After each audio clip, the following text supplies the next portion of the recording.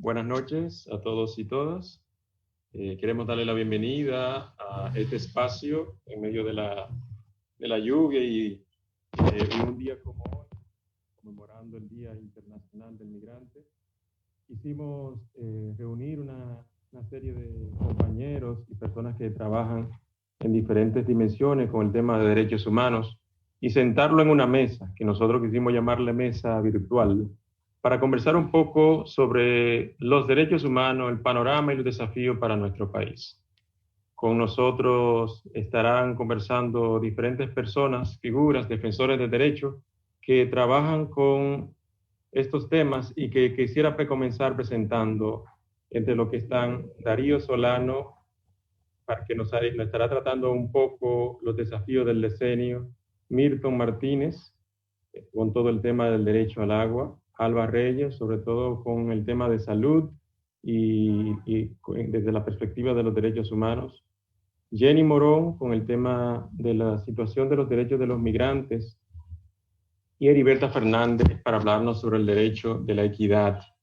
Queremos que este espacio se convierta en una ventana de posibilidades para conversar sobre cómo estamos, por dónde vamos, cuáles son los desafíos que estamos enfrentando en materia de derechos humanos en el país, y por eso quisimos hacerlo hoy, una tarde del viernes. Quiero pedirle, como hemos comenzado un poco fuera de tiempo, pedirle a Jenny que se presente. Vamos a comenzar este pequeño diálogo con Jenny y quiero pedirle que se presente y que nos hable un poquito de lo que hace y este tema que estamos tratando de conversar en esta tarde. La idea fundamental de esto es construir un espacio que nos permita conversar, que nos permita analizar y ver cuáles son los desafíos y retos de los derechos humanos en nuestro país. Jenny, te paso la palabra. Buenas noches a todos y todas, a todos los que nos estén escuchando en esta noche. Eh, Ante todo, quiero agradecer al Centro Montalvo y a los compañeros que en esta noche han decidido celebrar el Día del Migrante de una manera diferente. Bueno, tenemos que asumir que estamos en un contexto diferente. Estamos en tiempo de pandemia, con todo lo del toque de queda y con toda la realidad que nos acecha en estos momentos. Yo, como dijo Rudy, mi nombre es Jenny Carolina Morón Reyes. Yo soy encargada del Departamento Legal y Derechos Humanos del Movimiento de Mujeres Dominico Haitiana MUDA. MUDA es una organización que tiene más de 36 años trabajando a favor de la población migrante y sus descendencias en la República Dominicana. Nosotros trabajamos en 21 comunidades batellanas, incluyendo la zona fronteriza. Eh, Hoy 18 de diciembre, Día Internacional del Derecho al Migrante, hablamos de derechos humanos y tenemos que pensar en qué contexto se encuentran hoy en día los derechos humanos, tanto para la población migrante como para su descendencia o mejor dicho, para una población que tiene todas las características, es pobre, afrodescendiente y necesita, como todo ser humano, acceso a derechos civiles y derechos ciudadanos. Este 18 de diciembre estamos en un contexto un poco incierto, hablando nuevamente, recordando que estamos en pandemia, y con relación a los derechos humanos también estamos en un contexto incierto. En la República Dominicana ya nos encontramos con la instalación de unas nuevas autoridades, la cual parecería que podría dar ciertas pinceladas de que podríamos tener ahí una apertura para que la realidad migratoria, la realidad de los derechos de los migrantes cambie, pero tenemos que esperar que pasen los días y el tiempo para que para poder hablar de esas nuevas autoridades.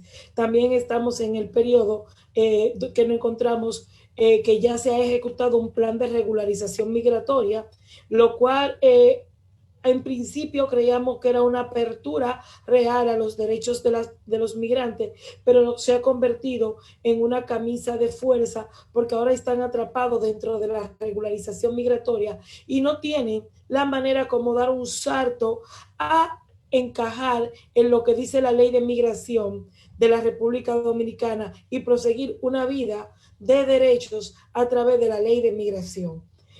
También estamos en un proceso migratorio o un procedimiento migratorio eh, que no se adecua, diciéndolo de una manera más simple, en un momento donde se urge la modificación de una ley, de la ley de migración, la adecuación de la ley de migración para incluir la migración que se está dando ahora en la República Dominicana. Nosotros tenemos una migración tradicional, que es la migración haitiana, pero tenemos una nueva migración, que es la venezolana, que migra, está migrando fluidamente, pero enfrenta un perfil diferente a las migraciones habituales que nosotros teníamos. También nos encontramos en un momento donde se continúan reportando violaciones de derechos humanos, como abuso de poder, corrupción, maltrato y la falta de acciones ante la crisis de la pandemia. Ahora que estamos en pandemia y que estamos hablando de derechos humanos, es importante, y no dejo de aprovechar el momento, para hablar de la visión que el gobierno tiene hacia la población migrante en estos tiempos. A todo el mundo quizás se le está prestando auxilio o se le está mirando, pero la población migrante en la República Dominicana no ha tenido esa mirada fija con la realidad, sabiendo que ya tenemos datos tan fuertes, tan concretos como la ENI, que sabemos cuántas personas fueron al plan, cuántas personas tienen documentos que aunque están vencidos pueden ser utilizados como documentos de referencia para que también a ellos llegue la ayuda y los beneficios que se están dando a través de la pandemia. Los derechos humanos de manera global para los migrantes, como comencé diciendo al principio, nosotros estamos todavía en el contexto incierto, estamos fabricando hipótesis y ideas, pensando quizá, adelantándonos quizás al pensamiento que tienen las autoridades, pero nos llevamos de lo que ellos nos dan como mapa. Y ustedes han visto en las últimas declaraciones que se habla de que no va a haber que van a haber deportaciones, que va a haber manos duras, que no van a tener contemplación, que el que está irregular, pero ¿cómo se habla de irregularidad cuando ya el proceso del plan pasó, los carnés se vencieron, pero no hay el proceso de renovación? Se ha paralizado muchas veces en la zona fronteriza, como por ejemplo Pedernales, no está funcionando y el contexto es difícil porque si lo pensamos en el sentido práctico, una persona para venir de Pedernales a Santo Domingo a regularizarse tiene que disponer de por lo menos 10,000 pesos. Y si fuera de cambiar de estatus, no fuera nada, pero es para tener el mismo carnet que tenía, que no le permitía el acceso a los derechos, por lo menos ciudadanos. Entonces, ahí no podemos decir que hemos avanzado mucho. Al fin y al cabo, para resumir, en derechos humanos nos falta todavía muchas cosas que hacer, muchas cosas que pensar. Tenemos que ver el plan de derechos humanos, que aunque se puso en circulación y se creó, pero no se ha comenzado a aplicar. Si vemos las metas que se pusieron las autoridades para el cumplimiento de ese plan, son muy pocas cosas que se han hecho. También está todo el tema que involucra la parte de género, las mujeres, la migración y todo lo que involucra. Entonces, en ese sentido, ya para ir concluyendo, en el sentido estricto de lo que está pasando con los migrantes y los derechos humanos, tenemos un gran reto. Las autoridades ahora, las nuevas autoridades, tienen un gran reto. Tienen las instituciones como el Instituto de Migración, como Interior y Policía, tienen un gran reto. Entonces, también está la esfera de salud, que también tienen el reto de ayudar y ver a la población migrante.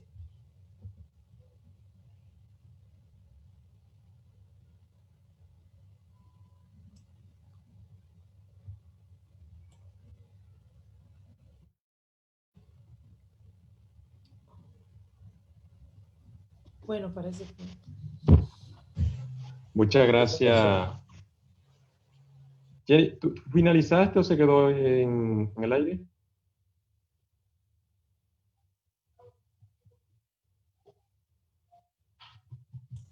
Rudy, no sé si estoy todavía en el aire porque yo tomé el tiempo, 5 minutos. Ah, perfecto. Bueno, muchas gracias, Jenny, por tu participación. Alba nos informa que está en el camino, que desde que pueda se va a intentar conectar. Vamos a continuar con esta mesa. Como Darío anunciaba hace un momento al principio cuando estábamos conversando, vamos a tener dos momentos. Entonces, en este momento vamos a continuar con las presentaciones de los ponentes y quisiéramos pedirle a Darío, aprovechando que estamos ante a 5 años ya, acercándonos al decenio, que nos comente un poco cuáles son los desafíos que siguen todavía estando presentes y que nos pueda también ayudar a nosotros a pensar esto desde la perspectiva de los derechos humanos. Gracias, Rudy. Por favor, permíteme compartir pantalla.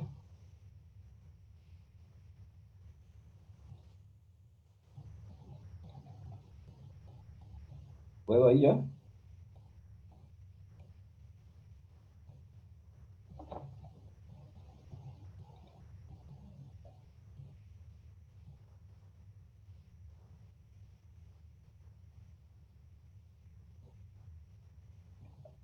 ¿Apareció?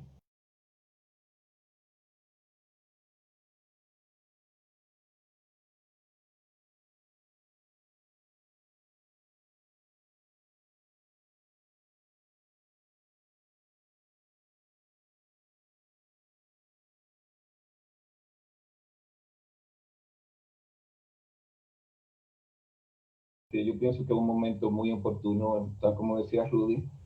El diseño internacional para los afrodescendientes es una conquista del movimiento afrodescendiente que ha tratado de romper con todo lo que es racismo estructural que pesa en la sociedad latinoamericana y del Caribe, y máxime en este momento que estamos hablando a propósito del Día Internacional de los Derechos Humanos y en un contexto de una pandemia que justamente profundiza las desigualdades, y en este caso el rostro de las desigualdades en este contexto, tanto los pueblos afrodescendientes como las comunidades indígenas, es que presenta ese rostro. El diseño internacional para los afrodescendientes constituía una gran oportunidad para que los gobiernos, los estados, asumieran compromisos reales frente a dar respuesta a toda una serie de reivindicaciones que los pueblos afrodescendientes históricamente han demandado y que el diseño justamente ha querido responder en esa perspectiva. El diseño como tal, en este contexto, hay que partir de que en América Latina existen alrededor de unos 200 millones de personas que se autodefinen afrodescendientes y que lamentablemente el mapa de pobreza justamente se encuentra en estas comunidades. Y el diseño justamente lo que ha tratado es de ver la posibilidad de cómo impulsar esas luchas y responder a esas necesidades. El diseño afro empezó en el 2014 y termina en el 2024. Sin embargo, los gobiernos en América Latina y el Caribe han dado muy poca respuesta a lo que son los planteamientos y a los planes. En el caso de la República Dominicana, lamentablemente, independientemente de que votó en el momento de su aprobación en la Asamblea de las Naciones Unidas, sin embargo, no se ha dignado en ningún sentido de asumir ningún tipo de actividad. Entonces, nosotros nos preguntamos en este contexto, los afrodescendientes como objeto de estudio, sujetos sociales de derecho, y la necesidad de empezar un debate sobre la necesidad de políticas públicas que respondan necesariamente a contrarrestar todo lo que ha sido este proceso de exclusión y de racismo estructural. El diseño tiene algunos antecedentes, o sea, las Naciones Unidas había instituido a partir del 2001, que fue la tercera conferencia contra la discriminación racial, el racismo y la xenofobia, que se celebró en Durban. Se constituyó un grupo de expertos de trabajo afrodescendiente y que justamente este grupo de trabajo afrodescendiente inició el proceso para ir planteando una agenda hacia los gobiernos. Eso contribuyó inmediatamente que en el 2011 se declarara el Año Internacional de los Afrodescendientes. En este caso, las Naciones Unidas había asumido un plan de actividades y los gobiernos inclusive se habían comprometido.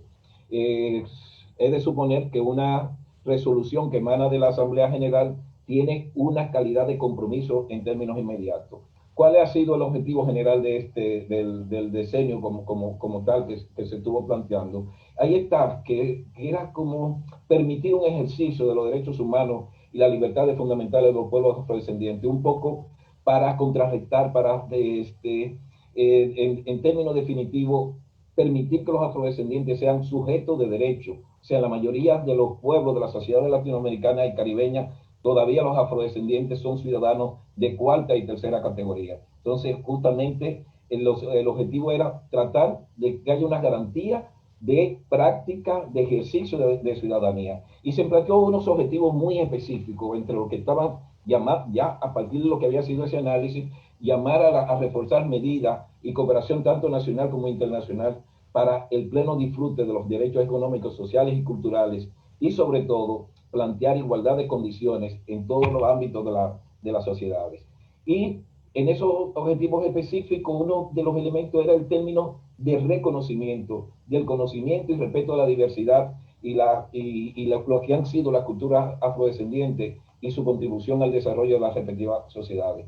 Recordemos que los afrodescendientes son productos justamente de uno de los hechos históricos que más ha condenado a lo que ha sido la historia de la humanidad, o sea, que el régimen de la esclavitud todavía tiene consecuencias en esta sociedad y que lamentablemente el racismo y la xenofobia todavía sigue siendo un elemento que obstaculiza la convivencia y sobre todo la interculturalidad como una característica de lo que son las respectivas sociedades. Habían 3 líneas de acción del programa, bien concreto. Estaba lo que concierne el reconocimiento. El reconocimiento está planteado muy claro, o sea, quiénes somos, pero además de eso, de permitir la autoidentidad, la autodefinición, porque justamente las informaciones, la necesidad de datos desagregados en los censos y encuestas nacionales son mínimos lo que se realizan en América Latina y el Caribe. Y otro aspecto está la justicia, como era tratar de reformar una serie de ordenamientos y normativas que no permiten el pleno disfrute de los afrodescendientes. Y por último, estaba el concepto de desarrollo. Cuando se habla de reconocimiento, es muy claro, y en el contexto de los derechos humanos, el tema de derecho a igualdad y no discriminación, que es justamente uno de los grandes desafíos que compromete a la población afrodescendiente. El tema de la educación, o sea, si nos vamos, bueno, estamos hablando de índice de pobreza, y uno de los grandes inconvenientes es el acceso a la educación de calidad para los pueblos afrodescendientes. La participación y la inclusión es prácticamente ausente en todo lo que son las planificaciones de los gobiernos. Entonces, en el caso de la justicia, si ustedes, en el caso de América Latina, nos vamos a dar cuenta que incluso ser afrodescendiente, en términos de las ciudades, genera ciertos riesgos. O sea, hay una característica de los organismos de inteligencia y de presión donde hay una relación de persecución hacia los afrodescendientes, y en ese sentido se estaban pidiendo o se están planteando medidas especiales. Recordemos que el caso de la discriminación racial y el racismo en las sociedades latinoamericanas y caribeñas tiene que ver con aspectos de carácter estructural. Y en el caso de desarrollo es de qué forma se plantean medidas que contribuyan a mitigar, y más que mitigar, erradicar la pobreza justamente en esta comunidad. El problema del empleo hay el levantamiento por la CEPAL, donde justamente lo que se determina en estos momentos de empleo decente, hay muy poco acceso. El término de salud y vivienda, pienso que es un gran desafío para toda América Latina y que todos esos aspectos están documentados. En este momento también se ha estado hablando de esa forma múltiple y agravada de discriminación, en el caso de ser mujer, en el caso de ser migrante, en el caso de pertenecer a algún tipo de orientación sexual de cómo también se agravan los procesos de discriminación en el caso de los afrodescendientes. En esta coyuntura que se está hablando también de la Agenda 2030, se ha tratado de ver en qué medida las Naciones Unidas articula el tema del decenio justamente en este proceso. Yo soy de opinión que independientemente de que los objetivos del desarrollo sostenible son transversales, pienso que hace falta un objetivo, que no necesariamente tiene que ser 18, 17 o primero, pero tiene que haber, y eso hay que decirlo en voz en cuello, un objetivo que diga erradicar la discriminación racial, el racismo y la xenofobia. De no plantearse eso como un objetivo, es imposible que los afrodescendientes accedan como sujetos de derecho, porque hay un racismo estructural, o sea, y sobre todo en el marco del capitalismo, en el marco del neoliberalismo, es muy difícil acceder a la convivencia en el marco de la pluralidad y sobre todo al diálogo intercultural. O sea, que se plantea grandes compromisos. En este momento, lo que hay que tratar es de definir y demandar de los gobiernos políticas públicas, pero sobre todo poder construir y desarrollar un movimientos sociales afrodescendientes en articulación con otros movimientos sociales para presionar una agenda en el caso dominicano y que se pueda cumplir a nivel internacional. Ahí yo me detengo, Rudy, creo que he agotado el tiempo. Muchísimas gracias. Gracias, Darío, por esta excelente exposición y para agilizar también el ritmo de la noche, quiero ahora hablar de una cosa que ha llamado la atención de mucha gente. Muchos lo ven como un problema, otros lo ven como una oportunidad. Quisiera pasar con Milton Martínez.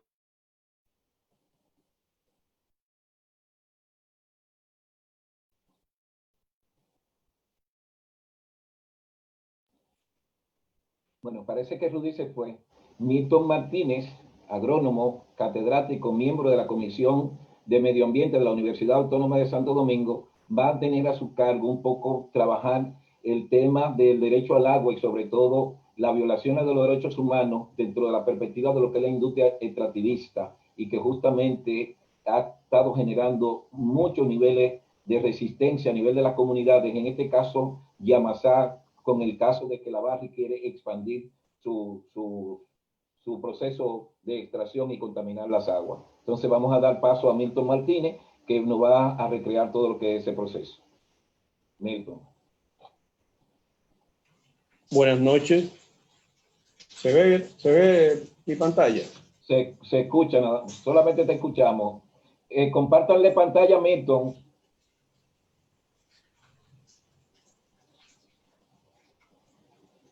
Rudy se salió.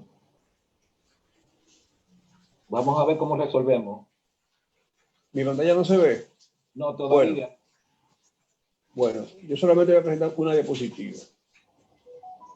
Pero yo le di compartir y...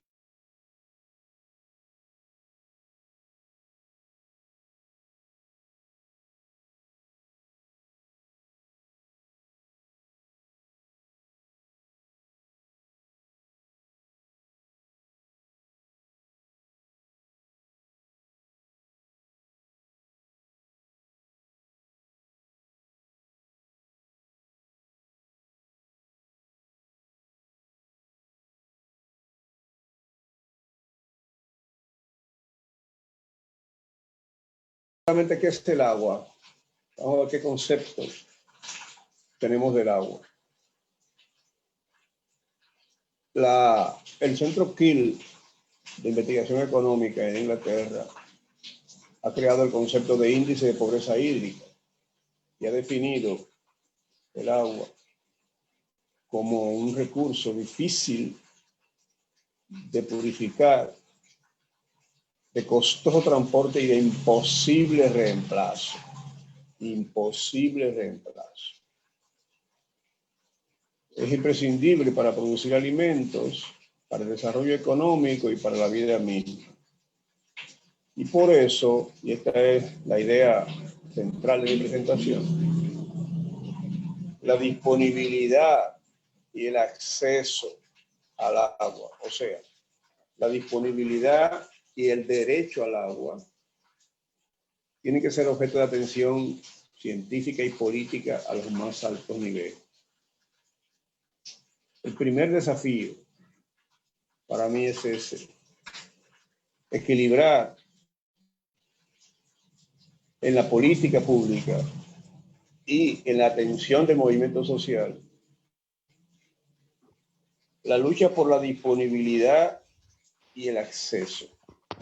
La disponibilidad es un prerequisito del acceso.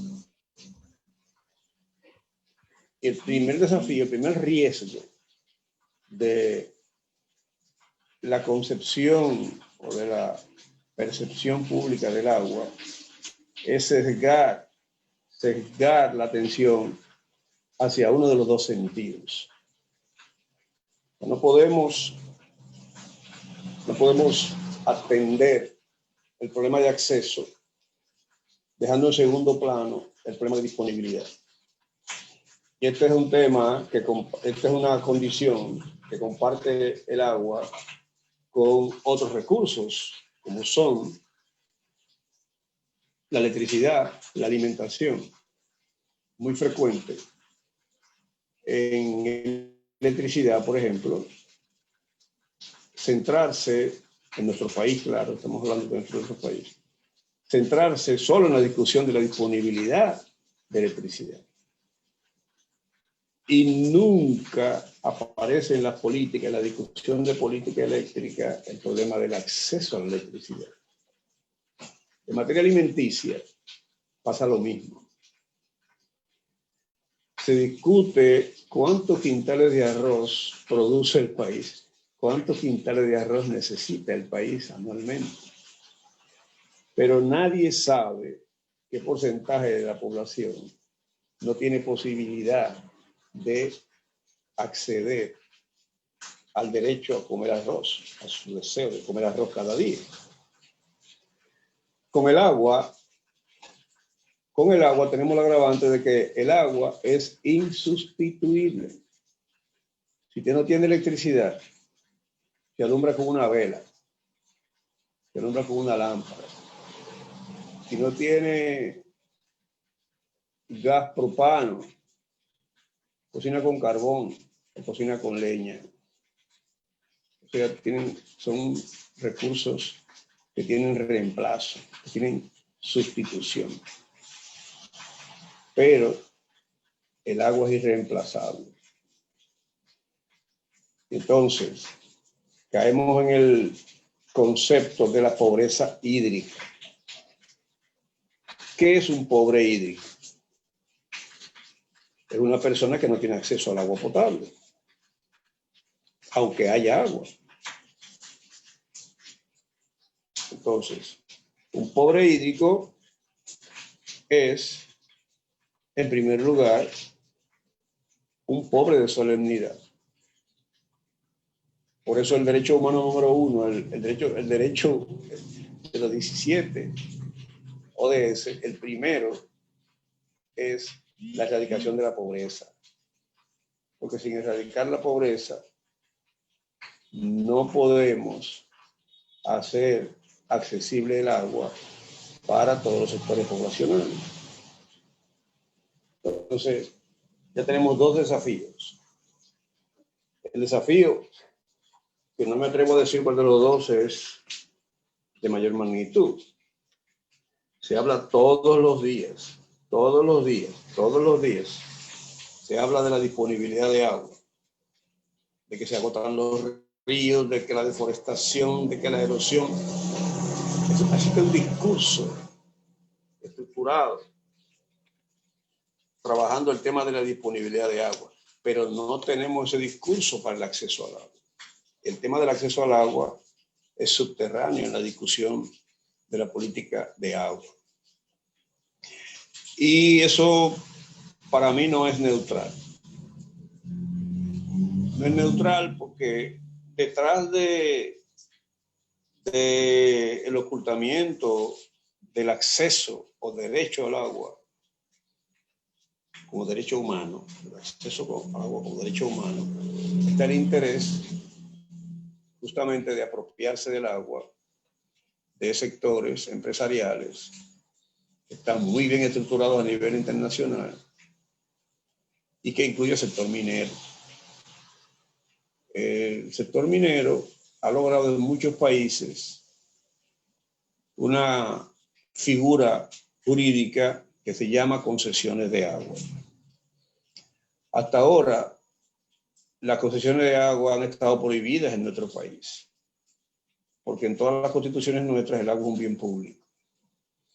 Y en la de 2010 el agua quedó como un bien público, un bien que es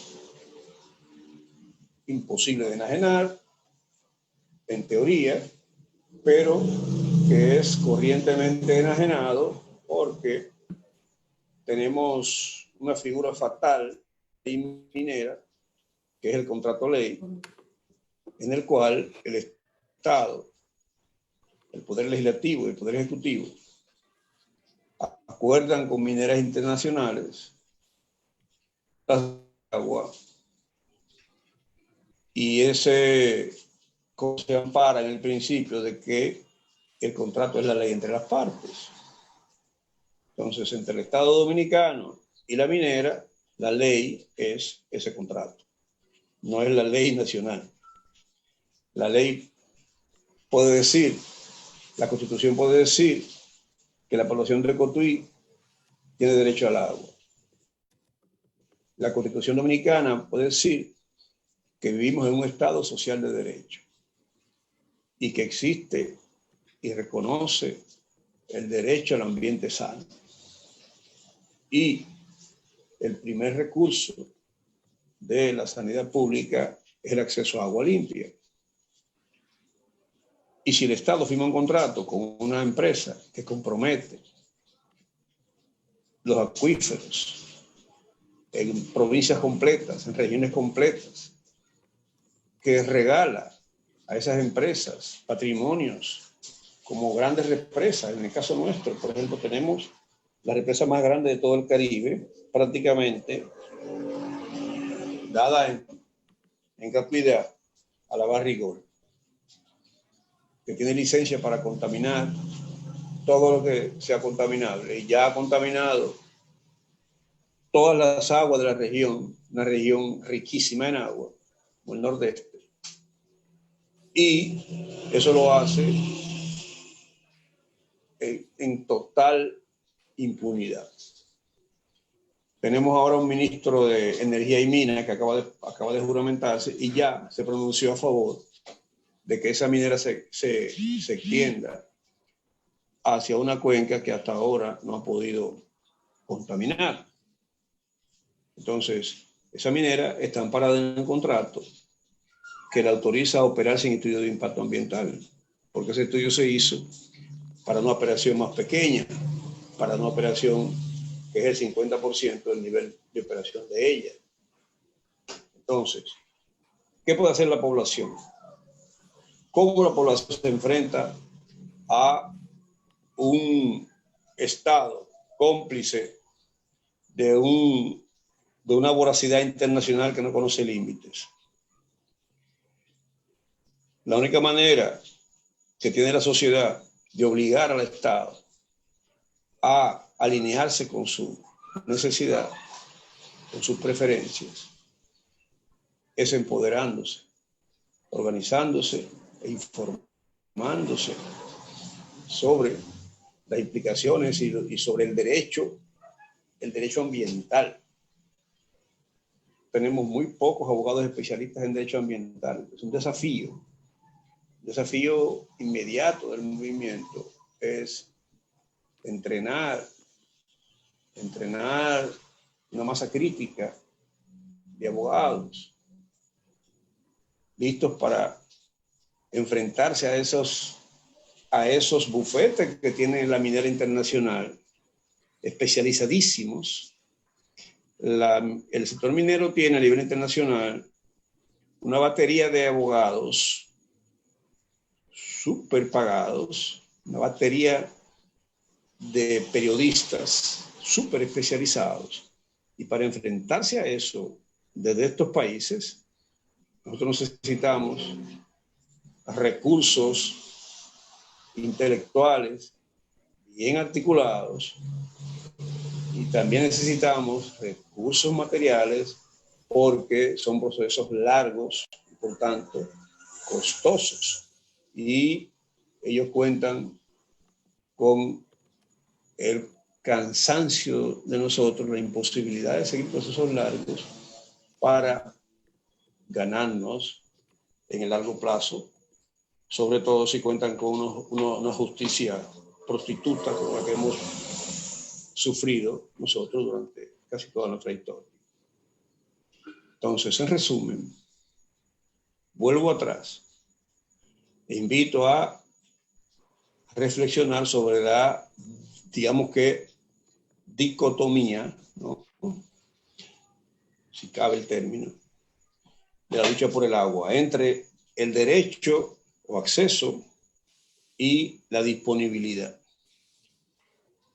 Es una trampa detenernos, centrarnos en la discusión del derecho sin emparejarla con la demanda o con el reclamo de políticas de garantía de la disponibilidad de agua.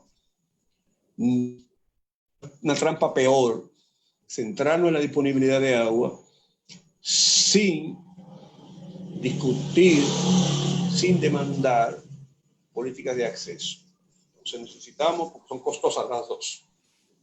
Son costosas las dos. Y es muy fácil para un Estado corrupto como el que nos domina a nosotros, como el que nos caracteriza, centrarse en la disponibilidad, como ha hecho hasta hoy, con el discursito de que no hay agua para la capital, y cuando usted, ponlo de ejemplo, y cuando usted cuantifica toda el agua que la capital recibe, se da cuenta de que recibe la capital solamente agua para 2 poblaciones dominicanas. O sea que hay agua disponible, pero nunca hay agua, no hay política de acceso. Y si hay agua, nadie confía en ella porque hay una política de descrédito de los acueductos públicos para que la gente no confíe en el agua por más que se le garantice que es potable. Y tampoco hay una autoridad de agua que te diga si esa agua es potable o no, esa agua no es potable. Y entonces estamos en brazos de las empresas que cogen el agua de los acueductos para mercadearla. Entonces, los desafíos en política de agua son complejos, muy complejos. La línea de acceso al agua, la línea de derecho al agua es tan compleja como la línea de disponibilidad, pero tienen que complementarse. El desafío principal es dar con una estrategia balanceada de reclamo de derecho al agua y de protección de la disponibilidad, que es, al fin de cuentas, la llave para que la población pueda tener agua. Yo creo que ahí están mis 5 minutos, así que estoy disponible para posteriores intercambios. Muchas gracias, Milton. Excelente participación, la que nos has presentado ahora. Yo quisiera, antes de pasar a la siguiente participación, introducir con lo siguiente. Yo creo que el bien más preciado que tenemos todos como sociedad, como mundo, es la vida. Y precisamente hablar de derechos humanos es hablar de la vida de las personas. Ya hemos hablado de la situación que están viviendo las personas migrantes y la situación de derecho en la que se encuentran. Darío Solano nos hacía un breve resumen de lo que han sido los retos del decenio. Y ahora Milton nos habla de un derecho tan fundamental como el derecho al acceso al agua y sobre todo el agua que garantiza la vida. Ahora, con la participación de Alba, yo quisiera de alguna manera hacer un llamado de atención a todos y a todas, porque hablar el derecho a la salud implica prácticamente de todo lo que hemos hablado ya hasta este momento.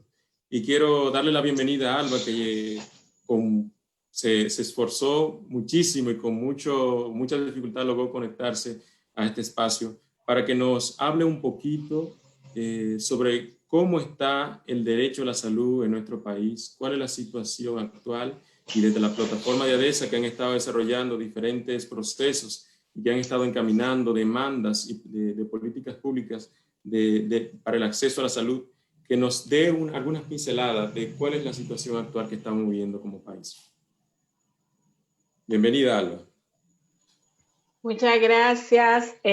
Disculpa, me integré tarde. Como te había comentado, tenía hoy trabajo en Los Bateyes y me agarró la noche en el camino. Y la plataforma es pesada y el tema de la señal me inhabilitó un buen tiempo. Por eso estoy sin la cámara también, para poder optimizar el internet. Para hablar del derecho a la salud en nuestro contexto en República Dominicana, hay que partir de que ese derecho está establecido en el artículo 61 de la Constitución Dominicana del 2010, que establece que toda persona tiene derecho a la salud integral y que el Estado debe velar por la protección de ese derecho. Y también establece este artículo que ese derecho, como bien tú decías, abarca mucho, porque tiene que ver con el acceso a agua potable, el mejoramiento de la alimentación, el mejoramiento de los servicios sanitarios, de las condiciones higiénicas, del saneamiento ambiental. Y entonces el Estado tiene también que procurar, según establece ese artículo, todos los medios necesarios para la prevención y el tratamiento de las enfermedades y asegurar el acceso a medicamentos también de calidad. Eso es claro en el artículo 61 de nuestra Constitución del 2010. Ese derecho a la salud como un derecho fundamental también está definido en diversos instrumentos legales en nuestro país, así como en pactos y convenios internacionales. El marco legal más reciente, que es la ley 4201, la Ley General de Salud, y la Ley de Seguridad Social, la 8701, que establecen también con claridad el derecho a la salud en República Dominicana y el derecho a una seguridad social, a una protección social. Y no voy a detenerme mucho en el tema del marco legal del derecho a la salud en el plano internacional, pero que sabemos que está establecido en la Declaración Universal de los Derechos Humanos, en el Pacto Internacional de los Derechos Económicos, Sociales y Culturales, Pacto de los Derechos Civiles y Políticos, Convención del Niño, la Convención de todo tipo de forma de discriminación contra las mujeres. En fin, nosotros tenemos un marco legal, tanto nacional como internacional, que establece muy claro que el derecho a la salud es uno de los derechos fundamentales que tenemos los seres humanos. Y esto también está establecido en el objetivo 3 de los desarrollos sostenibles, de los objetivos de desarrollo sostenible, que responsabiliza a todos los Estados miembros a garantizar una vida sana y promover el bienestar para todas las edades. Y la Organización Mundial de la Salud, desde que se fundó, estableció que el goce del grado de la salud es uno de los derechos fundamentales de todo ser humano, sin importar raza, religión, ideología política o cualquier condición económica y social. Aquí en el caso de República Dominicana, en el 2001 fueron promulgadas esas dos leyes que yo mencionaba, la de Seguridad Social y la Ley General de Salud. Y a partir de ese momento, el Estado reconoce a todos los residentes de nuestro país, pueden ser extranjeros, pueden ser nacionales, el derecho a recibir servicios de salud de calidad, promoción de la salud, prevención de enfermedades, protección y recuperación de la salud. Por eso hay una escritora que decía que el derecho a la salud no es solo un derecho fundamental, sino que es una condición que permite el goce pleno de otros derechos. Si no tenemos salud, difícilmente podremos gozar de ningún otro derecho. Sin salud no podemos estudiar, no podemos transitar libremente, no podemos hacer deporte, etcétera. Entonces decía yo que ese derecho a la salud, para garantizarlo, el Estado dominicano debiera garantizarnos a nosotros todo ese acceso a agua potable, comida, alimentación, saneamiento, acceso a medicamentos, etcétera. Entonces, ¿qué está pasando en el país? Tenemos un marco legal que nos dice que sí, que es un derecho fundamental, que el Estado es el garante de ese derecho, y que para asegurar nuestro derecho hay unos 7 o 8 tópicos que el Estado dominicano debe garantizar a todos los ciudadanos y ciudadanas. Sin embargo, nosotros estamos frente a un sistema de salud, nosotros decimos que es un sistema totalmente fragmentado, un sistema disperso, y que su enfoque es hacia el dinero. Yo digo, anda detrás del dinero, y eso también no es solo el sector privado, sino que nuestro sector público de salud está permeada por esa visión.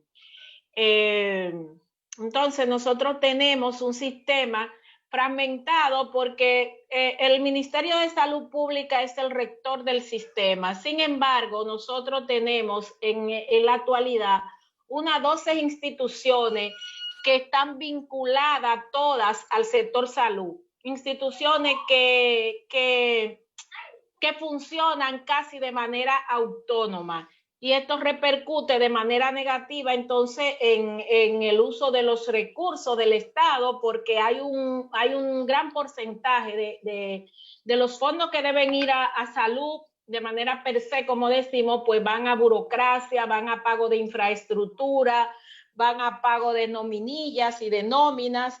Porque imagínense, son 12 instituciones, cada una en edificio lujosísimo y cada una con un personal técnico grandísimo. Entonces ahí hay una dilapidación de recursos en los que no debiéramos estarlo utilizando, sino que debiera ir a la salud como tal.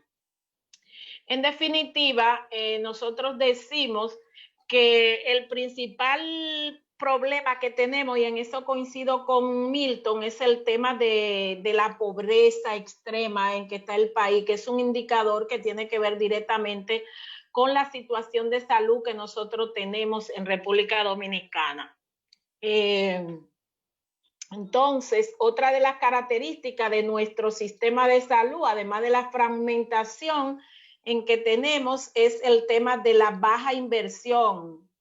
Hace años que venimos luchando porque se mejore la inversión. Seguimos apenas en un 2% del PIB, menos del 2% del PIB invertido en el sector salud. Y a esa baja inversión se le suma la mala calidad del gasto. O sea, tenemos un presupuesto vergonzoso en el tema de salud, pero además ese presupuesto es muy mal utilizado. Por lo que yo decía, una gran parte de ese presupuesto se va en cosas que no debe irse, incluyendo el tema de la burocracia y demás.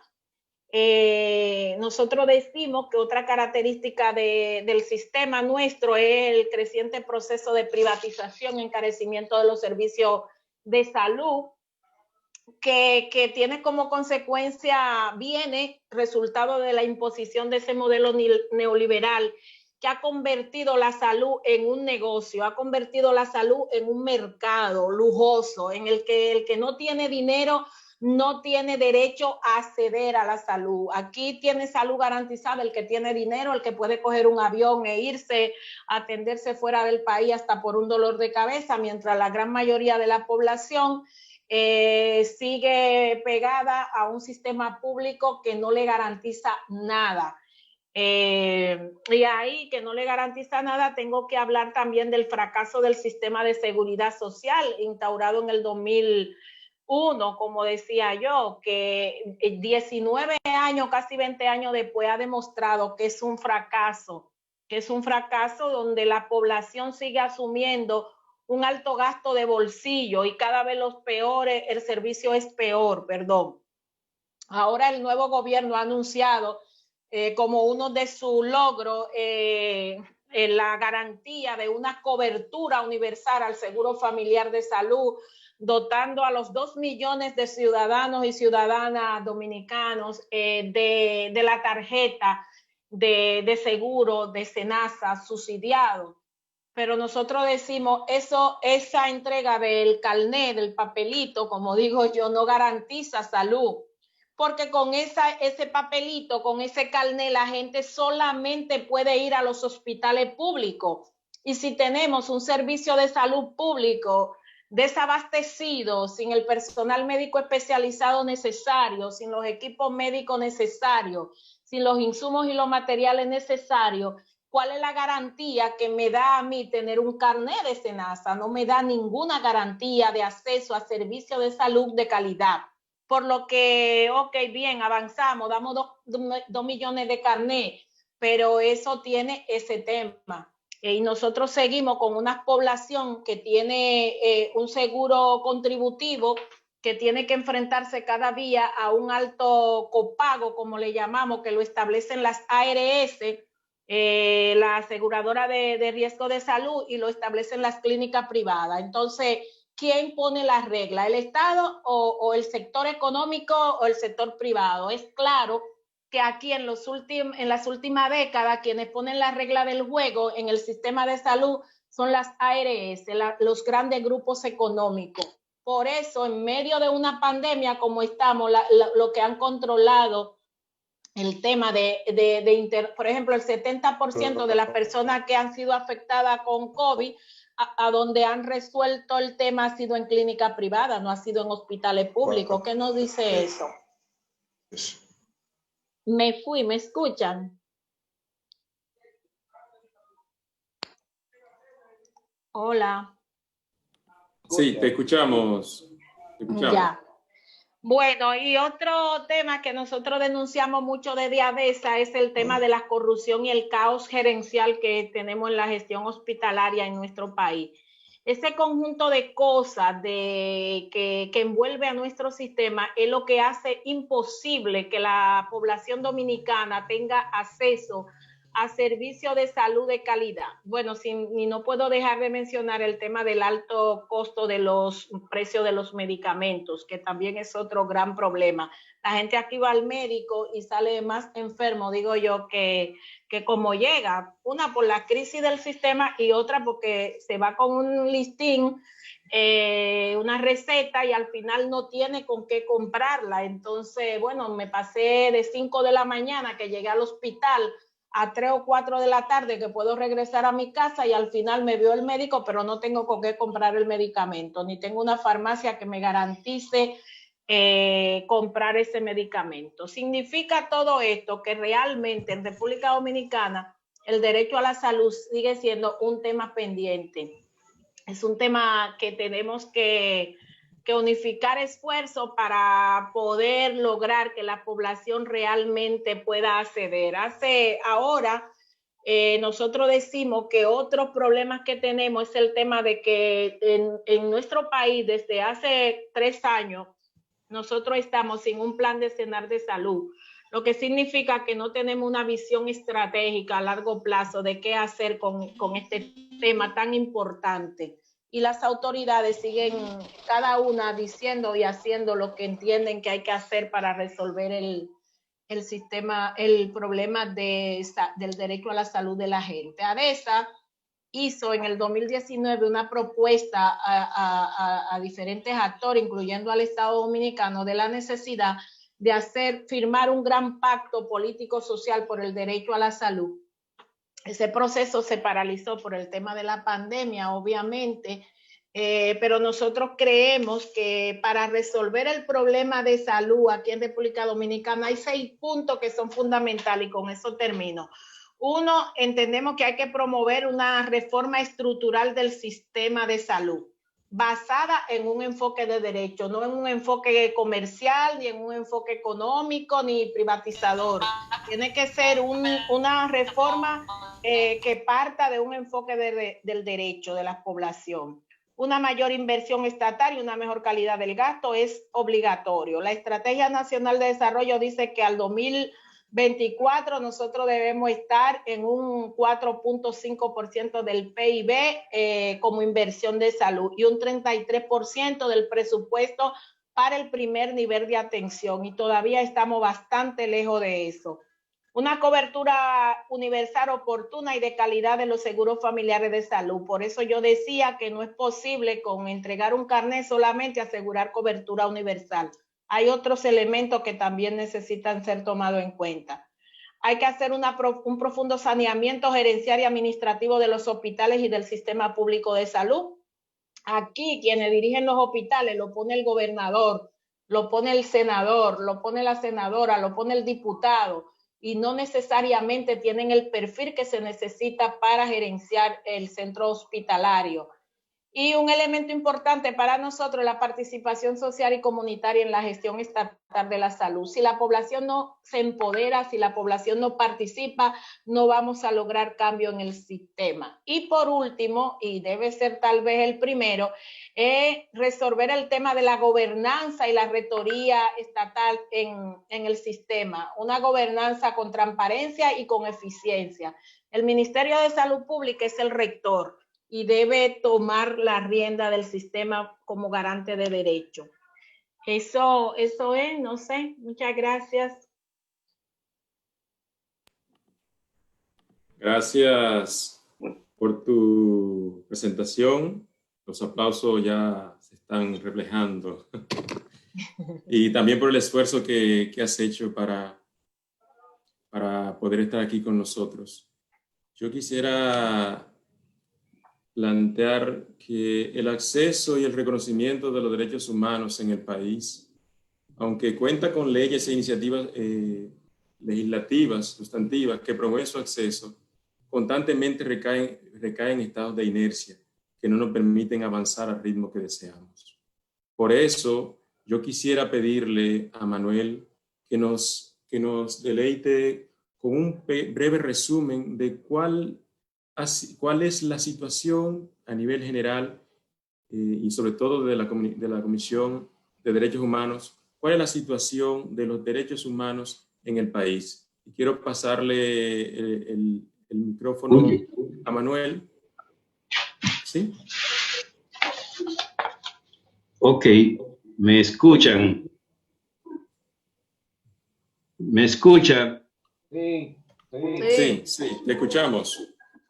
Bueno, gracias a ustedes que han organizado esta importante iniciativa y que precisamente me ha facilitado.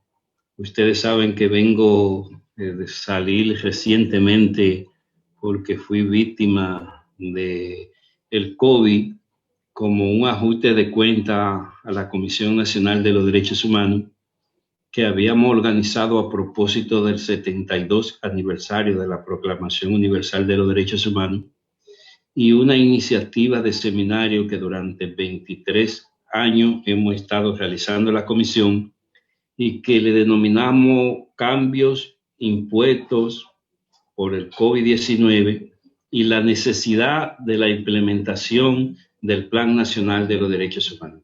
Ese evento terminó exitosamente y que al final hemos presentado, y ya se lo enviaremos a ustedes, este informe que, como ustedes ven, está titulado Informe Anual sobre la la situación de los derechos humanos en la República Dominicana en el año 2020.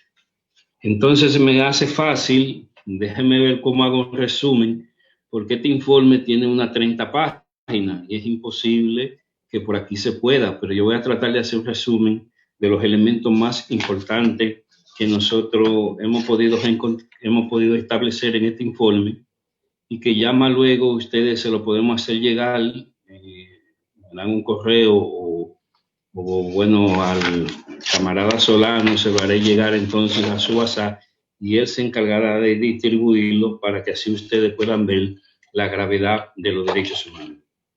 Al titular este informe sobre la situación de los derechos humanos, nosotros hemos dicho lo siguiente. Bueno, que hemos establecido que durante esta pandemia del COVID-19 mostró las desigualdades y la exclusión existente en la República Dominicana. Pero además hemos señalado que los pobres de la República Dominicana han sido los más afectados durante esta emergencia sanitaria que se decretó a partir de marzo. Eso aparte de los datos que están ahí establecidos, fíjense por qué nosotros hemos presentado una gráfica que solamente la voy a mostrar, pero ustedes la van a ver. Anderson, ven, ayúdame un ching aquí, ven. Anderson, ese es mi hijo. Esa gráfica, no sé cómo la muestro, Anderson.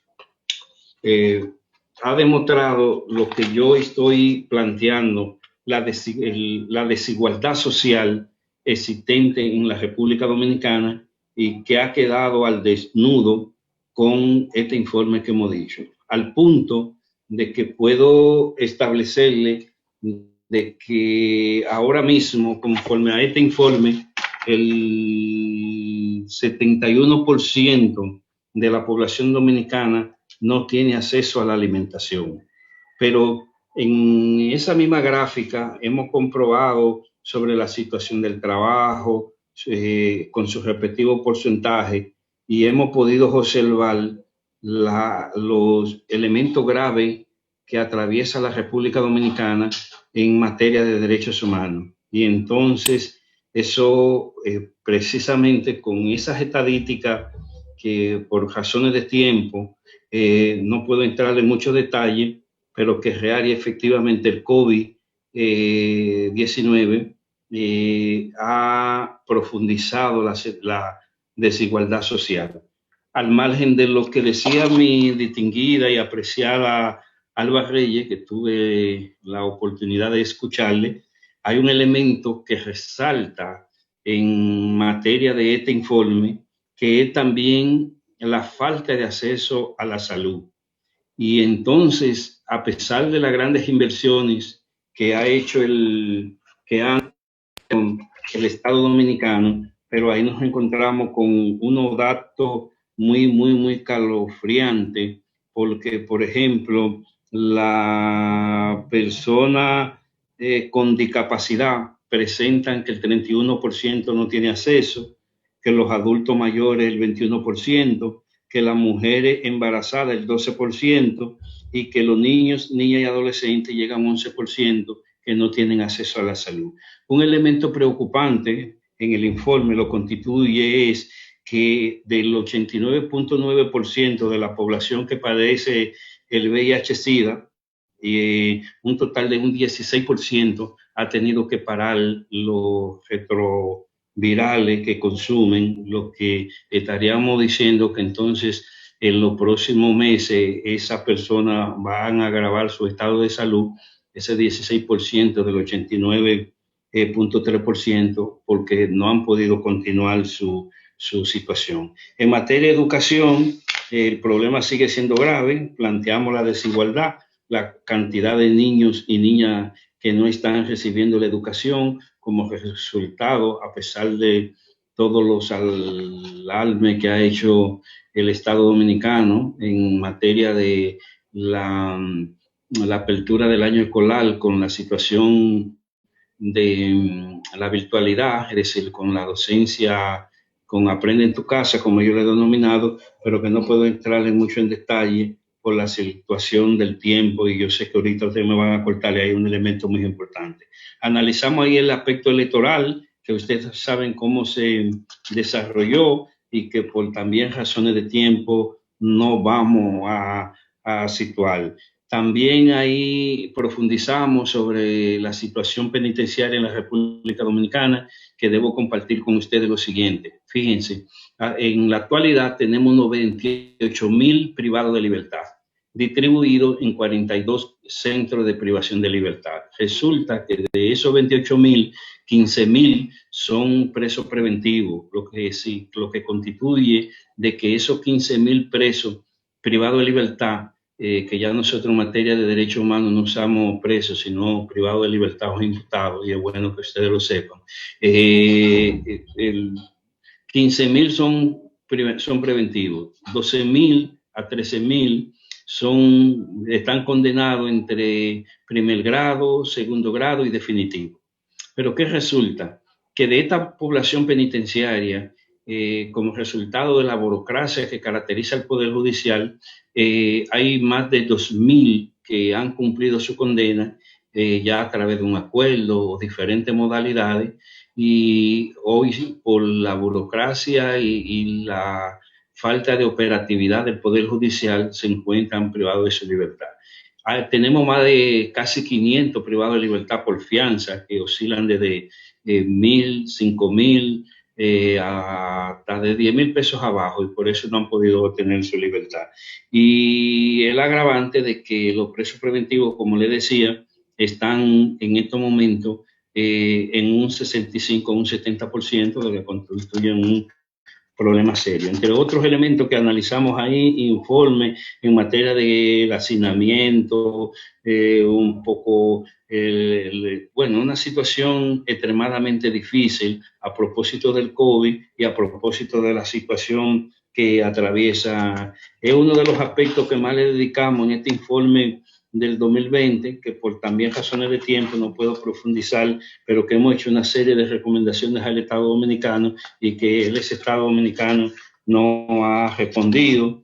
Ahí hacemos un análisis sobre lo que ha pasado con las mujeres, la población LGTBI, lo de niñas y adolescentes, y los aspectos que ahí hemos encontrado en materia de derechos humanos son bastante graves y que están recogidos en este informe 2020 que hemos presentado al país, y que también lo estoy haciendo una síntesis de lo que ahí sucede.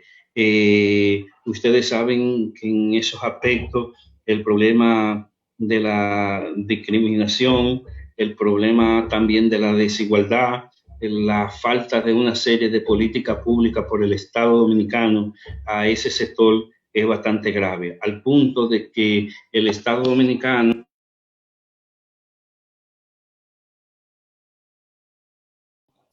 Manuel, tu micrófono. Manuel, tu micrófono.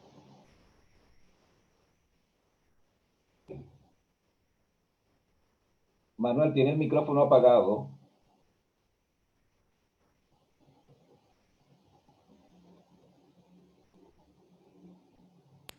Okay. ¿Y ahí me escucha? Sí, ahora sí. Ok. Entonces decía que esos grupos vulnerables son las que peores lo están pasando en estos momentos, porque el Estado Dominicano no lo ha tomado en cuenta en ninguno de los programas que ha ejecutado. Ustedes vieron, como yo les decía, con el VIH-Sida, del 89.3%, que el 16 puntos, no recuerdo ahora el porcentaje, pero el 16.3 me parece, ha tenido que suspender. Pero ustedes ven que aparte de esa situación, en ninguno de los programas de carácter social que ha establecido el gobierno no se ha podido, no lo han tomado en cuenta, y es una situación muy lamentable. Seguimos con la problemática de las desapariciones forzadas, que el Estado no ha respondido. Denunciamos la situación que pasó con las niñas y adolescentes, y el caso que ustedes saben que fue muy sonado, que pasó en la Isabelita, y entonces a pesar de una serie de recomendaciones que la Comisión de los Derechos Humanos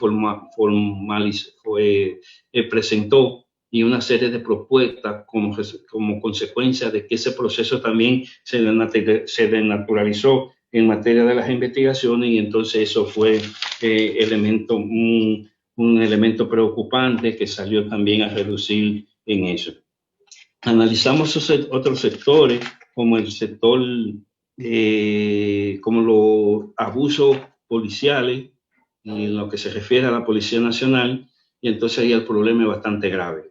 Hemos establecido que en lo que este año 2020, más de 50 a 60 ejecuciones extrajudiciales, miles de ciudadanos han ido a parar a la privación de libertad como resultado del toque de queda, con el elemento agravante de que entonces se ha impuesto, y es lamentable que los sectores no estemos movilizando en este momento, una famosa multa que en la fiscalía se han convertido en juez y parte, y entonces ellos mismos han establecido una tarifa que paga la ciudadanía y que no está en correspondencia con la Constitución, las leyes y los pactos y convenios internacionales. Aparte de que se incrementaron la tortura en este año, los maltratos por parte de esa institución que está llamada a garantizar los derechos humanos en el marco del Estado democrático y social de derecho.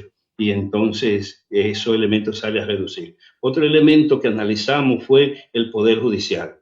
Eso es lo que está pasando en República Dominicana, porque la justicia, nosotros decimos que se encuentra prácticamente secuestrada y con una situación que violenta como poder del Estado, y que debería ser el poder que debiera garantizar los derechos humanos y los derechos fundamentales de los ciudadanos. Entonces resulta que ese poder tiene una mora judicial de aproximadamente 18.000 expedientes, se encuentran en ese poder judicial sin que los afectados o los ciudadanos que han creído en la justicia se le determine la situación de su caso, que es el tercer y último nivel que conforme al esquema del Poder Judicial se ha estado efectuando. Pero ese mismo poder, el que se encuentra en los actuales momentos, que como le decía, del 75 al 80% tienen a 15.000 hombres abandonados a su peor suerte. Pero ese mismo Poder Judicial, que sobre la base de la burocracia mantiene a 2.000 y pico de ciudadanos sin acceso, que deberían estar en su casa, sin hablar de los enfermos, sin hablar de los que por la garantía económica no pueden, o aquellos que ya han cumplido acuerdos o que ya han llegado al final de su proceso. Establecemos ahí la situación del Ministerio Público. Sé que ya me queda poco tiempo, pero a pesar de que hacemos un estudio ahí sobre la situación del Ministerio Público y hemos concluido de que el Ministerio Público está atrapado, que si bien es cierto ha iniciado un proceso que la sintonía esperaba sobre la lucha contra la corrupción y la impunidad, y que nosotros hemos estado apoyando y que es muy importante, pero decimos que este Ministerio Público se encuentra atrapado como resultado de que todavía sigue aplicando la misma política criminal que aplicó el anterior procurador, y que, como todos y todos sabemos, solamente... Manuel, cerrate el micrófono de nuevo, Manuel. Cerrate el micrófono, Manuel.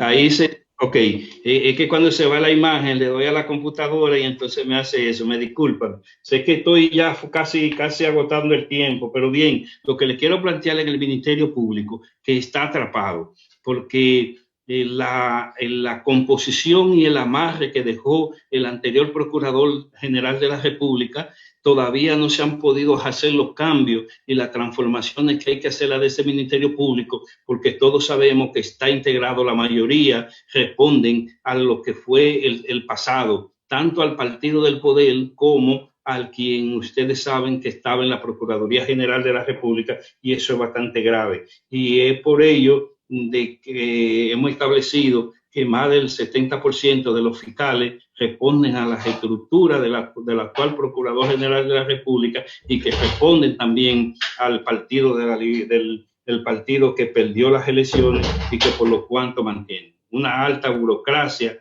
también afecta al Ministerio Público, y que hay que intervenir de manera urgente, porque eso no se garantiza el Estado de Derecho, y por lo tanto hay una violación a los derechos humanos. La defensa pública, hay muchos problemas de carácter que denunciamos ahí. No voy a entrar mucho porque todavía me faltan algunos aspectos, y el tiempo yo sé que es corto, porque Solano me hablaba de 8 minutos, y entonces es una situación que ustedes deben analizar en el informe que hemos presentado, y todos ustedes conocen a qué me refiero, que es al problema de la defensa pública, que es un instrumento constitucional que debe ir en favor y en beneficio de aquellos privados de libertad que carecen de recursos económicos, pero que por la cantidad de expedientes, para que ustedes puedan conocer la problemática y la gravedad, un solo defensor público sabe tener hasta 500 expedientes, y eso prácticamente es imposible. Lo que ejercemos en materia penal, sabemos que eso no es posible. Un elemento también que constituye una preocupación para los derechos humanos en el marco de respeto de los derechos fundamentales y de los derechos humanos son que tenemos una estructura de judicialización de la pena, que son, como le llamamos los abogados, los jueces de la pena. Y lo que está pasando ahí, de los 11 que componen los departamentos judiciales, en la que está judicialmente dividido el país, solamente tenemos uno que funciona con algunas dificultades. Entonces, al punto de que no pueden, o casi no funcionan en Anderson, se me está agotando la batería. Entonces, eso es un problema que también hay que discutirlo, porque no ha cumplido esa figura que establecida por ley, el rol que está llamado a hacer como jueces de la ejecución de la pena. Para ponerle un ejemplo rápido ahí, miren, los jueces tienen por obligación que hacer lo que se llama el cómputo de la pena.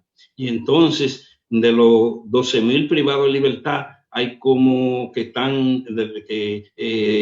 hay más del 50% ya ha sobrepasado la pena, la mitad de la pena que dice la ley para optar por la libertad condicional. Pero muchos han sabido durar hasta un año, meses y 2 años, después que ya inclusive han cumplido su condena como resultado de este problema, y entonces en consecuencia afecta la libertad de los privados de libertad. Ya voy casi concluyendo, hermano.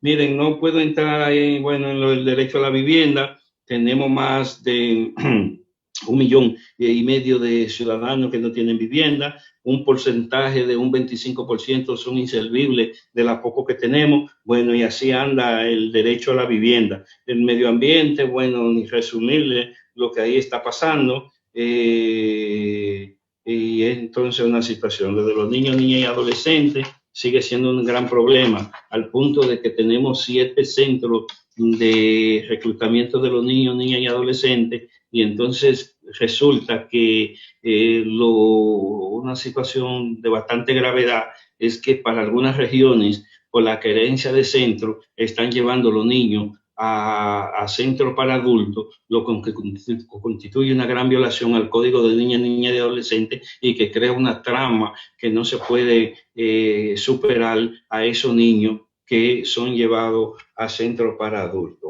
La pobreza y la desigualdad también está ahí. Ya le había hablado de la problemática de los grupos vulnerables. Y finalizando, 2 aspectos. Miren, hemos hecho una lista de 20 organizaciones, de 20 instituciones de la sociedad civil, cada una con un porcentaje.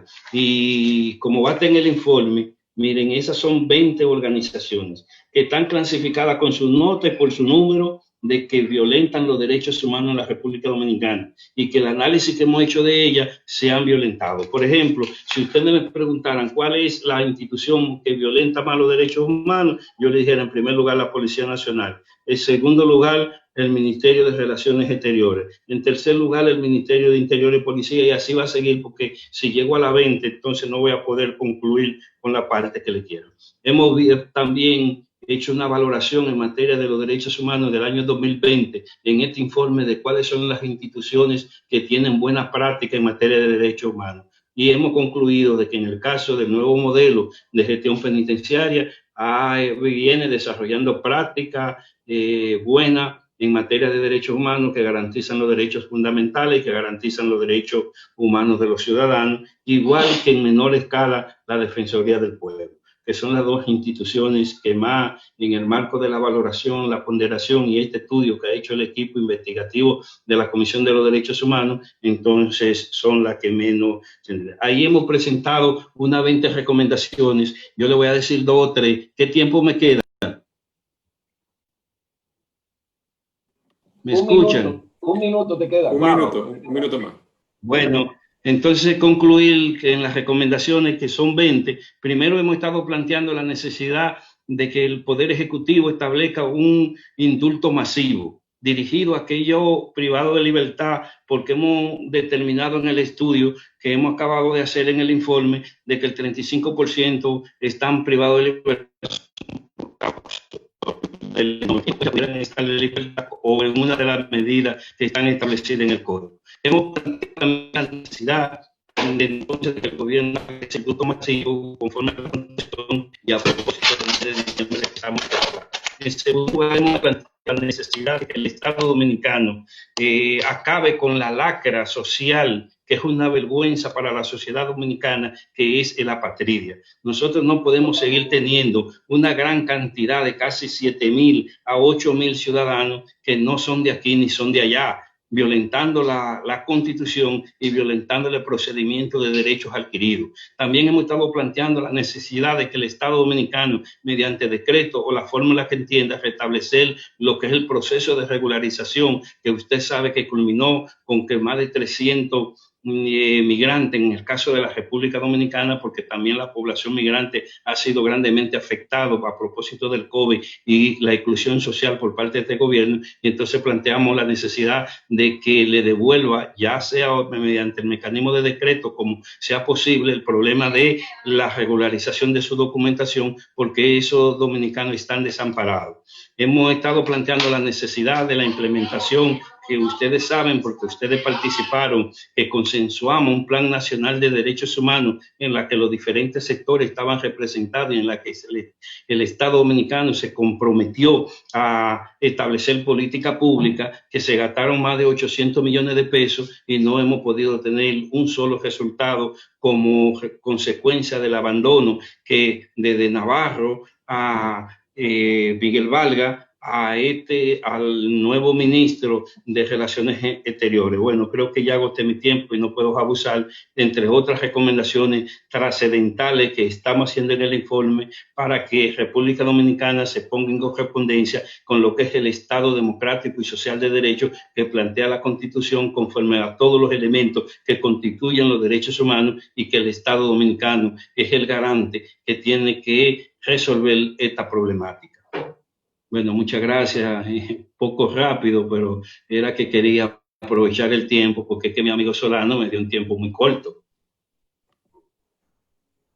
Muchas gracias, Manuel, por tu intervención y por todo lo amplio y el resumen que has hecho de los contenidos. Ahora, en este espacio, quisiéramos pasar entonces a una ronda de comentarios y preguntas. Quisiéramos dedicar los próximos 10 minutos, para no pasarnos del tiempo, los próximos 10 minutos, a una ronda de preguntas y comentarios. Y yo quiero iniciar planteando lo siguiente. En los sistemas democráticos, el Estado es el garante y el responsable de garantizar los derechos de los ciudadanos. En este sentido, ¿hacia dónde debemos apuntar para lograr las salidas y respuestas a las cuestiones que se han venido presentando por cada uno de los panelistas? ¿Será un tema del modelo de desarrollo? ¿Será que es el sistema político y el proyecto país que plantean los partidos políticos tradicionales en los últimos 10, 20 años? ¿Será un tema de la corrupción? ¿O será un tema de la falta de institucionalidad? ¿O es una cuestión del presupuesto y la distribución del presupuesto? ¿O será un tema del negocio que representa el tema de lo político? Yo, con estas cuestiones, quisiera hacer una pregunta. ¿Qué podemos entonces nosotros y qué debemos hacer para mejorar esta situación?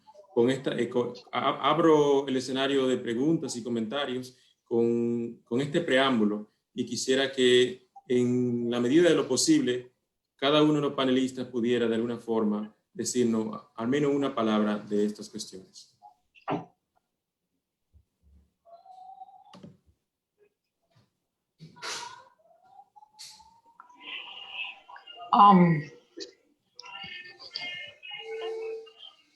Yo pienso que es un... perdón. Sí, no, está bien, Alba. Ok. No, yo pienso, desde mi punto de vista, es un problema de modelo. En el caso, por ejemplo, de salud, yo decía que es un modelo que viene determinado por el enfoque neoliberal. O sea, tiene su raíz en un modelo neoliberal en el que nos hemos estado moviendo en el mundo, donde lo que importa realmente es la riqueza, no la gente, y que es un modelo excluyente, que viola nuestro derecho.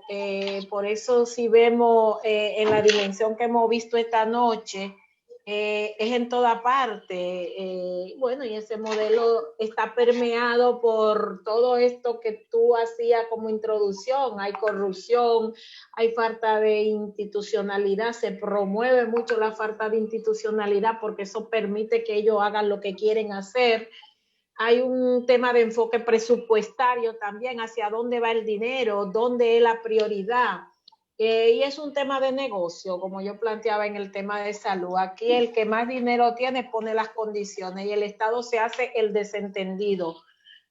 Para mí, ¿qué hacemos? Bueno, yo creo que hay que seguir impulsando el tema de la unidad, de la participación de la gente, de que la gente reconozca que es un ente de derecho, que no estamos mendigando nada y que nosotros tenemos un Estado que tiene que garantizar nuestros derechos. Y solamente lo vamos a lograr cuando realmente en nuestro país, que es el caso que estamos analizando, seamos capaces de unificarnos en una agenda común. Todos estamos trabajando derechos. Fíjese aquí, todos estamos trabajando el derecho al agua, el derecho a la salud. En el caso de Manuel, derecho humano en sentido general. En el caso de Muda, los derechos de los...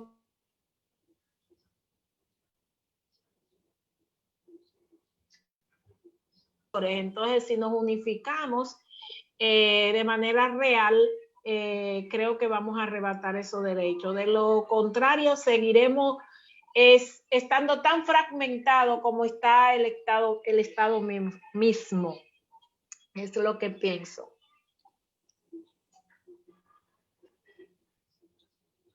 Bueno, yo no tengo mucho que agregar porque Alba creo que dio una respuesta en la que yo me siento identificado. Yo solamente quiero agregarle que esto es posible en la medida que incrementemos el nivel de organización, creando las estructuras, no importa que sean de derechos humanos o como...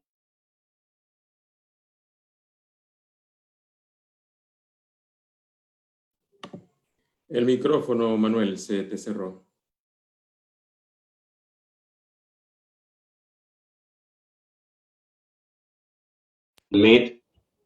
Ya. Ahí se escucha. ¿Me escuchan? ¿Me escuchan? Sí, te escuchamos. Okay. Solamente agregarle a la respuesta muy correcta a la que yo me siento identificado de mi compañera y distinguida Alba, es agregarle que hay que seguir incrementando el nivel organizativo de la gente para que la gente pueda cumplir con una consigna que hemos hecho de derecho humano. Porque, ¿qué es lo que está pasando? Que derecho que usted no conoce es un derecho que usted no reclama. Y un derecho que usted no reclama es un derecho que se pierde. Y por eso la sociedad dominicana, aunque hemos ido avanzando, sigue perdiendo derechos. Yo pienso que con el nivel organizativo para enfrentar este modelo neoliberal que genera desigualdades sociales, que genera violación a los derechos humanos en sentido general, solamente con la integración de la gente al reclamo de estos derechos, nosotros entonces podemos irlo garantizando y así llegar a un momento en el que nosotros queremos, que ya no nos digan que solamente tenemos derechos, porque los derechos están en la Constitución desde el artículo 34 al artículo 70, 76, y ya sabemos que tenemos los derechos.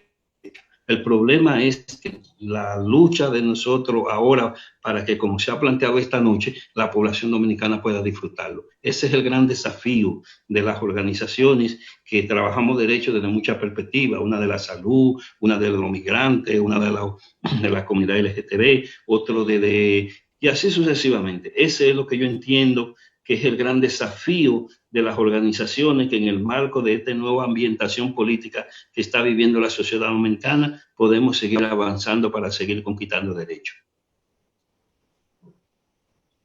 Mira, Rudy, yo pienso que hay que ponernos de acuerdo hacia la construcción y desarrollo de un pensamiento político, de construir una contrapropuesta en términos de modelo. Si bien es cierto que ya estamos hablando que en el marco del modelo neoliberal, en el marco del capitalismo, es imposible el pleno disfrute de derechos humanos. Entonces, un gran desafío es construir ciudadanía cultural, o sea, de que haya mayores niveles de información. Lamentablemente, el concepto de democracia que venimos manejando en República Dominicana es votar cada 4 años. O sea, aquí para poder construir política pública también se necesitan estadísticas. Y lamentablemente ninguno de los sectores del Estado plantean estadísticas. Y en este caso hay que plantear estadística desagregada para construir políticas públicas. Entonces, yo pienso que hay que aumentar las posibilidades de presión social y sobre todo fortalecer las capacidades propositivas mucho más hacia allá de los niveles de fragmentación. Yo pienso que es necesario una unidad en función de un objetivo estratégico y, repito, en el marco de la exclusión social, del problema estructural que tiene la sociedad dominicana, en el contexto político de que de los gobiernos cada 4 años no hay mucho que buscar. Sobre todo es necesario la construcción de un pensamiento político, de un pensamiento social, de capacidades de resistencia, pero también construir real y efectivamente una agenda que convoque a la opinión pública, pero también que convoque cohesión y que trascendamos los procesos de coyuntura. Yo pienso que ya hay muchísimas experiencias políticas y sociales en República Dominicana, digamos lo que fue el anterior, el decenio por la educación, el 4%, o sea, hay cuestiones elementales, hay que demostrarle al Estado dominicano que justamente que tiene la garantía de institucionalidad y de asumir derechos humanos, de que justamente hay que ponerlo en un contexto de violación. Entonces, están las capacidades de presión social y sigo insistiendo en el caso de la Estrategia Nacional de Desarrollo, en el caso de lo que tiene que ver con la discriminación racial, el racismo, la xenofobia, de que necesitamos también implementar leyes, independientemente en el marco del modelo, que permitan por lo menos un ejercicio de ciudadanía. Y creo que es necesario, imprescindible, aumentar un proceso de conciencia político, de un pensamiento que trascienda lo coyuntural y sea capaz de convivir en el marco de la diversidad. Muchas gracias. Bueno, finalmente yo me uno a las conclusiones de mi compañero.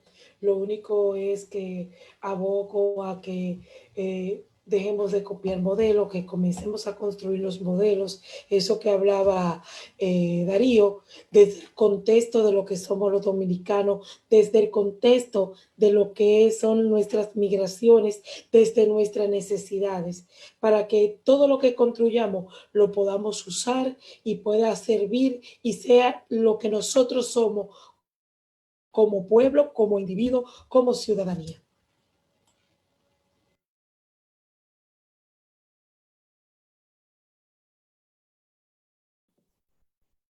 Muchas gracias a todos y a todas. Si Milton quisiera agregar alguna intervención más.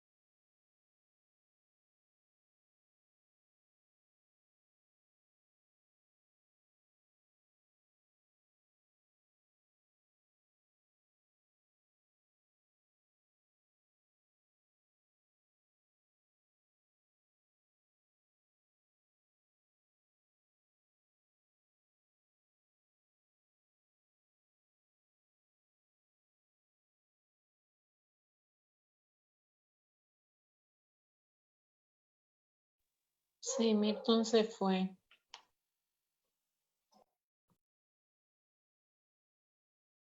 Que están participando con nosotros en esta mesa, quisieran agregar alguna pregunta más para ir cerrando nuestra mesa de diálogo.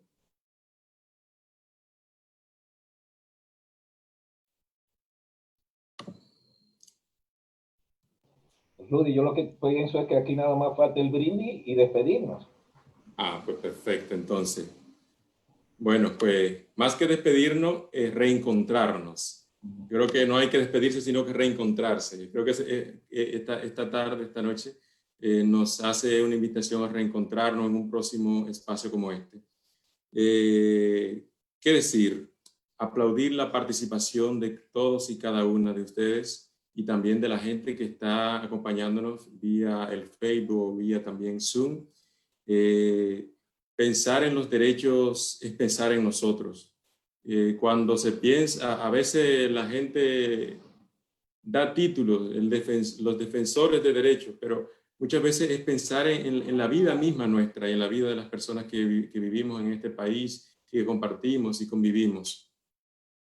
Yo creo que todo lo que han venido ustedes planteando y sobre todo con relación a las preguntas que surgían a final, a modo de resumen, es una propuesta a que nosotros nos articulemos cada vez más y a la vez una contrapropuesta al estilo y al modelo de hacer política pública que hemos venido observando durante los últimos años. Alba decía que es un tema del modelo de desarrollo y Darío remarcaba la necesidad de construir la contrapropuesta de políticas. Jenny nos decía construir un contexto en el que todos nosotros podemos hacer de este país un mejor país. Y en materia de derechos humanos, muchas veces sabemos que no es lo que deseamos que tenemos, pero debemos tratar de seguir impulsando esta agenda, de seguir impulsando espacios como este, seguir dando pasos y seguir alzando la voz por los derechos de las personas los derechos de las personas que están siendo vulnerados y los derechos de nosotros como país. Construir democracia es construir la vida nuestra. Así es que muchas gracias a todas ustedes y a todos ustedes por acompañarnos en esta mesa y esperamos que esta no sea la primera, sino que se convierta en un espacio en el que cada una de las instituciones que ahora participan pueda invitarnos y que podamos seguir intentando construir e intentar reencontrarnos todos los días, cada día en este proceso de velar por los derechos humanos en República Dominicana. Muchas gracias, Darío. Muchas gracias a todos los panelistas y muchas gracias a todos los demás que nos acompañan en esta noche.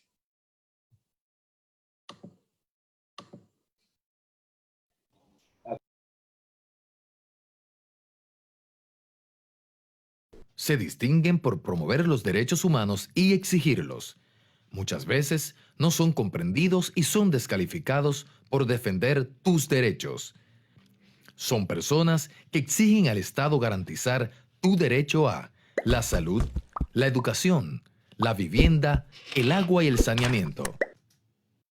Son personas que exigen el respeto de tu libertad, de tu derecho a opinar, de tu derecho a informarte, de tu derecho a reunirte, de tu derecho a organizarte con otros y exigir tus derechos. Los defensores de los derechos humanos te defienden a ti. Promueven los derechos de la gente a un trabajo digno, a la seguridad, a la protección social. Se movilizan contra la discriminación para que nadie sea excluido por su identidad étnica, sexual, social o por su preferencia política, religiosa, cultural. Los defensores de los derechos humanos son dominicanos y dominicanas como tú, que luchan por sus derechos a tener un gobierno justo, que rinda cuentas y que haga un uso correcto de los fondos públicos. Hoy defienden a alguien que no conoces, un vecino, un amigo, pero mañana podría estar defendiéndote a ti o a tu comunidad. valora, respeta y apoya a los defensores de los derechos humanos.